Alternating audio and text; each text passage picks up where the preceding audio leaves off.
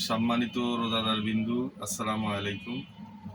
আজকে আমরা রমজানের যে শুধু রমজান যে ধর্মীয় কারণে আমরা রামাদান পালন করি এমন কিছু নয়, যে রামাদান যে আমাদের শারীরিকভাবে শরীরের মধ্যে যে উপকারিতা বা সেই সম্পর্কে আমরা বিস্তারিত আপনাদের সামনে আলোচনা করার চেষ্টা করব।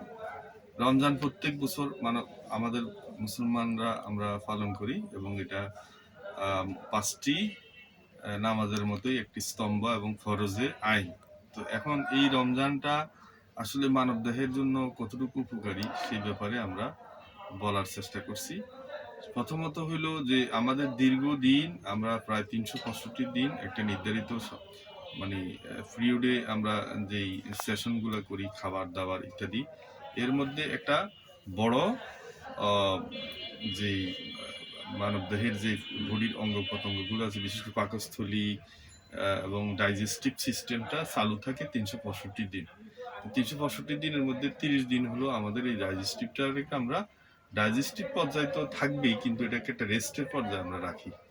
এছাড়া মানবদেহের ৩৬৫ দিন যারা ওভারলোড বা চর্বি জাতীয় ফ্যাট জাতীয় খাবার দাবার খেয়ে যাদের কোলেস্টেরলের মাত্রা বেড়ে যায়, সেই কোলেস্টেরলের মাত্রাকে আপনার এই রমজানের দ্বারা নিয়ন্ত্রণ করা হয়। আপনি যখন ফাস্টিং করেন বা আপনি সকাল সকাল দুপুর ভোর রাত্রে খাবারের পরে সারা দিন আপনি যখন খাবেন না, তখন আপনার শরীরে কিছু পরিবর্তন আমাদের দেখা দেয়। সেই পরিবর্তনের মধ্যে হলো যখন অতিরিক্ত ফাস্টিং এর ফলে আমাদের দেহে যে চর্বিগুলো থাকে, যেগুলো মানব দেহের জন্য বিপজ্জনক, এই চর্বিগুলো ভেঙে শরীর তার নানান কাজে ব্যয় করে, জ্বালানি হিসাবে, শক্তি হিসাবে ব্যয় করে। সেই ক্ষেত্রে আপনার হাইপার কোলেস্টেরল রোগীর জন্য খুবই উপকারী রমজান। এবং এছাড়া আপনার ব্লাড সুগার, যারা ইনসুলিন নির্ভর, এই সমস্ত রোগীর ক্ষেত্রেও রমজান উপকার আছে। কিন্তু ইনসুলিন আপনাকে রমজানে নিতে পারবেন যদি আপনার ডায়াবেটিস থাকে। সেই ক্ষেত্রে হাই মাত্রার সুগারের বেলায় এটা ইসলাম শরীয়ত মোতাবেক আমরা কিছু হুজুর বা আলেমের সাথে আলাপ করছি। এছাড়া আপনার পাকস্থলীর যে রেস্টটা, সে যে সারা বছর আপনার জন্য কাজ করে যাচ্ছে, তারও একটা রেস্টের জন্য আপনাকে শরীরের এই একটা দরকারি।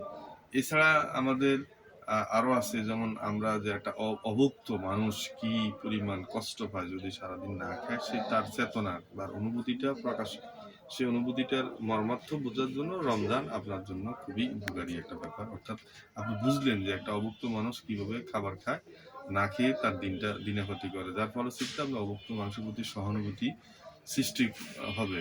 মহান রাব্বুল তাআলা আলামিন আমাদের জন্য আসলে প্রত্যেকটা মানে ধর্মীয় অনুশাসন আমাদের জন্য যে নিয়ে আসছেন, সেটা আমাদের মানব জাতির জন্য অত্যন্ত উঁচু মানের উঁচু মানের উপকারী বলেই প্রমাণিত হয়েছে। আল্লাহ হাফেজ। আসসালামু আলাইকুম ওয়া রাহমাতুল্লাহ।